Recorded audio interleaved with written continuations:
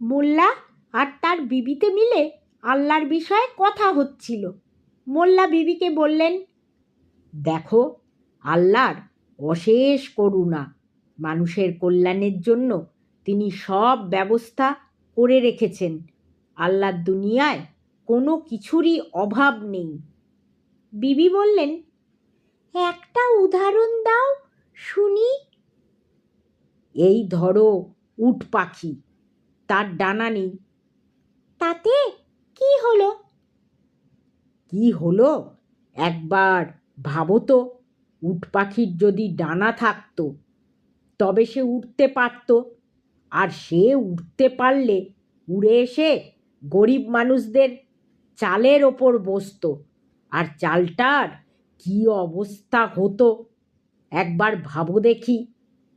বিবি বললেন, ঠিক বলেছ, তোমার কত বুদ্ধি।